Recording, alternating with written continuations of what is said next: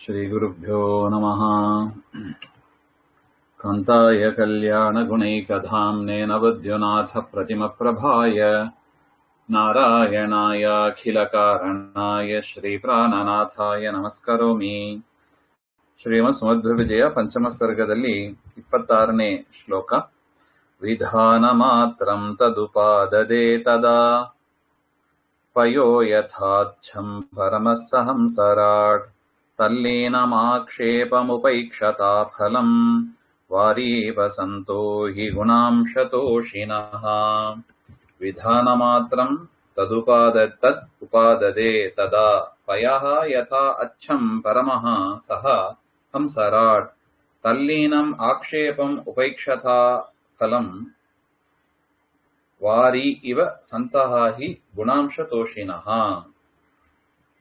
ಅಂದ್ರೆ ಹಿಂದೆ ಹೇಳಿದ್ರು, ಅಚ್ಯುತ ಪ್ರೇಕ್ಷರು ಮಧ್ವಾಚಾರ್ಯರಿಗೆ ಹೇಳಿದ್ರು, ನಿಮಗೆ ಸೂತ್ರದ ಅರ್ಥ ಗೊತ್ತಿದ್ರೆ ಸೂತ್ರ ಭಾಷ್ಯ ಬರೀರಿ ಹಾಗೆ ಅಂತ. ಅದಕ್ಕೆ ಆಚಾರ್ಯರು ಏನ್ ಮಾಡಿದ್ರು ಅಂತ ಹೇಳ್ತಾರೆ. ಪರಮಸ್ಸ ಹಂಸರಾಟ್, ಪರಮಹಂಸ ಶ್ರೇಷ್ಠರಾದ ಸಹ ಶ್ರೀಮನ್ ಮಧ್ವಾಚಾರ್ಯರು ತದಾ, ಯಾವಾಗ ಪೂರ್ಣ ಅಚ್ಯುತ ಪ್ರೇಕ್ಷರು ಈ ರೀತಿಯಾಗಿ ಹೇಳಿದ್ರು, ತದಾ ವಿಧಾನ ಮಾತ್ರಂ ಅಂದ್ರೆ ಆ ವಿಧಿವಾಕ್ಯ ಅಂತ ಅಲ್ಲಿ ಏನಿದೆ, ಆ ಗುರುಗಳು ಹೇಳಿದ್ದು ವಿಧಿವಾಕ್ಯ ಏನಿದೆ ಹಾಗೆಂದ್ರೆ ತದ್ಭಾಷ್ಯ ಮಂಜಸ ಕುರು, ನೀನೇ ಸೂತ್ರ ಭಾಷ್ಯವನ್ನ ರಚನೆ ಮಾಡು ಹಾಗೆ ಅಂತ ಆ ವಿಧಿ ಗುರುಗಳ ವಾಕ್ಯದಲ್ಲಿ ಆ ವಿಧಿ ವಾಕ್ಯ ಇದೆ, ಮಾಡು ಅಂತ ಆಜ್ಞೆ ಕೊಟ್ಟಿದ್ದಾರೆ ಗುರುಗಳು. ಅದನ್ನ ಮಾತ್ರ ತೆಗೆದುಕೊಂಡ್ರು. ಪರಮಃ ಹಂಸರಾಟ್ ಸಹ ತದಾ ವಿಧಾನ ಮಾತ್ರಂ ಆದದೆ ಅಂದ್ರೆ ಅಂಗೀಕಾರ ಮಾಡಿದ್ರು ಅಂತ ಅರ್ಥ. ಹಂಸರಾಟ್ ಅಚ್ಚಂ ನಿರ್ಮಲಂ ಪಯಃ ಕ್ಷೀರಂ ಯಥಾ ಆದದ್ಯಾದ್ ಇತಿ ಶೇಷಃ ತಥಾ ಆದದೆ ಅಂದ್ರೆ ಅದಕ್ಕೊಂದು ಉದಾಹರಣೆ ಕೊಡ್ತಾರೆ.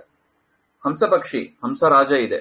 ಆ ಹಂಸರಾಜ ಏನ್ ಮಾಡ್ತದೆ, ಹಾಲು ನೀರು ಒಟ್ಟಿಗೆ ಬೆರೆಸಿ ಒಂದು ಪಾತ್ರೆಯಲ್ಲಿ ಇಟ್ರೆ ನೀರನ್ನ ಬಿಟ್ಟು ಬಿಡುತ್ತದೆ, ಹಾಲನ್ನ ಮಾತ್ರ ತೆಗೆದುಕೊಳ್ಳುತ್ತದಂತೆ.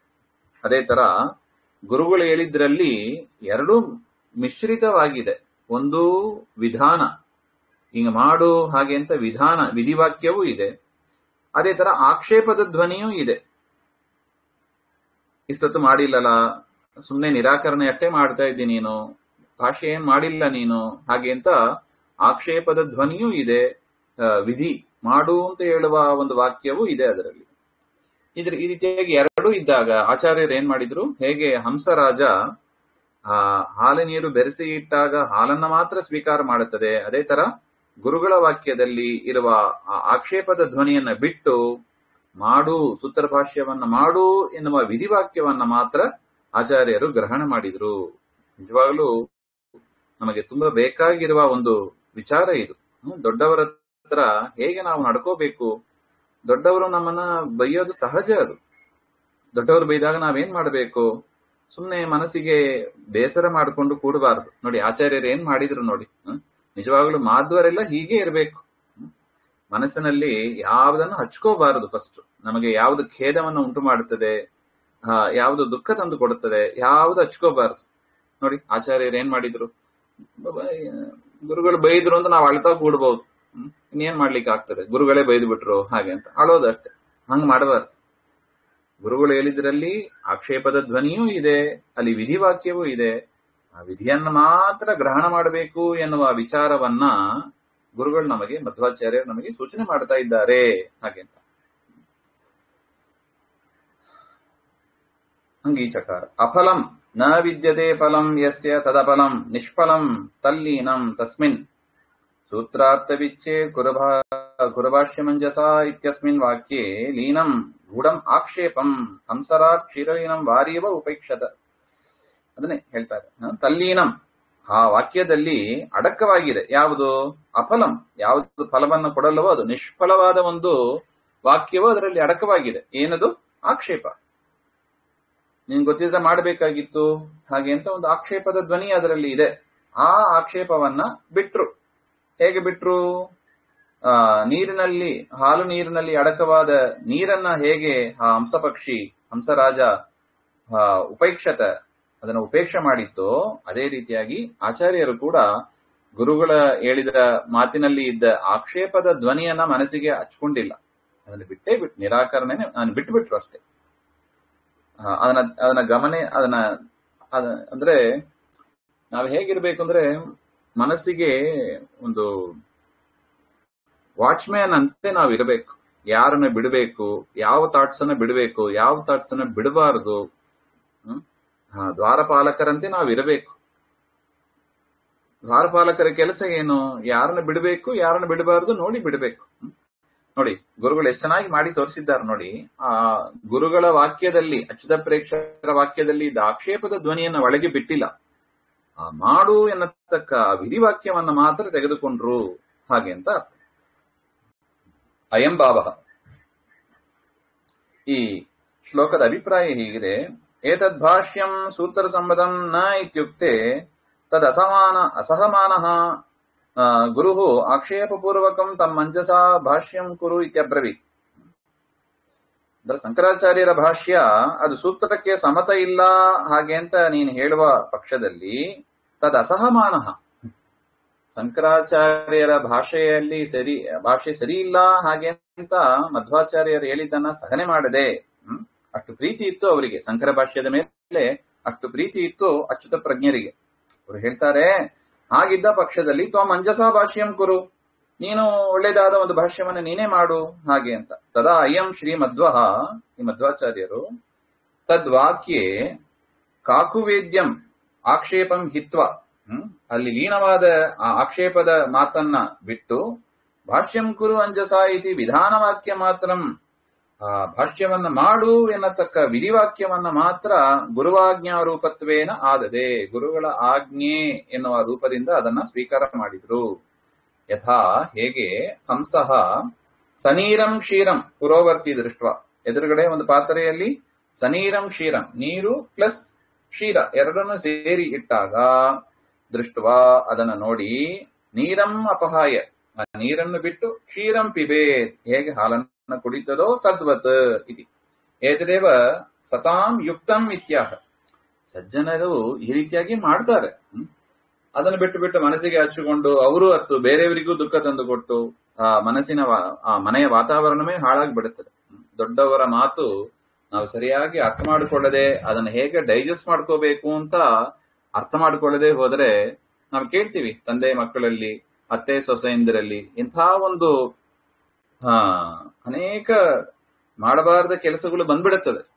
ಆ ಮಾತು ಮಾತು ಮಾತು ಇವ್ರ ಮಾತಿಗೆ ಪ್ರತಿ ಮಾತು. ಹಾಗೆಲ್ಲ ಮಾಡಿಲ್ಲ ನೋಡಿ ಆಚಾರ್ಯ, ಕೋಲಾಹಲ ಮಾಡಿಲ್ಲ. ಅಲ್ಲಿದ್ದ ವಿಧಾನವನ್ನು ಮಾತ್ರ ತೆಗೆದು ಆ ದೋಷವನ್ನ ಬಿಟ್ಟುಬಿಟ್ರು ಹಾಗೆ ಅಂತ.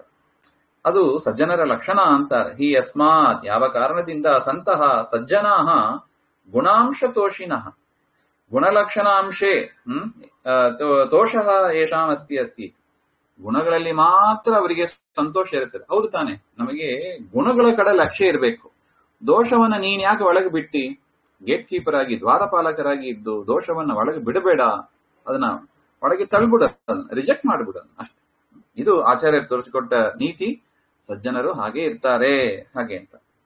ಸಜ್ಜನರು ಗುಣದಲ್ಲಿ ಸಂತೋಷ ಪಡ್ತಾರೆ. ಎಲ್ಲಿ ಗುಣ ಇದೆಯೋ, ಈಗ ನೋಡಿ ದೇವರಲ್ಲಿ ಅನಂತ ಗುಣಪೂರ್ಣನಾಗಿದ್ದಾನೆ, ಅವನನ್ನ ಬಿಟ್ಟು ಬೇರೆ ಕಡೆ ಮನಸ್ಸಾಕಿದ್ಯಾಕೆ?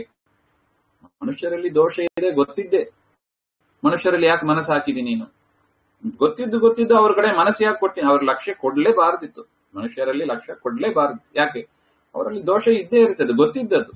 ಎಲ್ಲ ಏನೋ ವಾಯುದೇವರಂತೆ ಋಜುಗುಣಸ್ಥರಾಗಿ ಇರ್ತಾರೆ, ಎಲ್ಲರಲ್ಲೂ ದೋಷಗಳು ಇದ್ದೇ ಇರ್ತದೆ. ಅದಿದ್ದದಕ್ಕೆ ನಾವು ಭೂಮಿಯಲ್ಲಿ ಇದ್ದೀವಿ.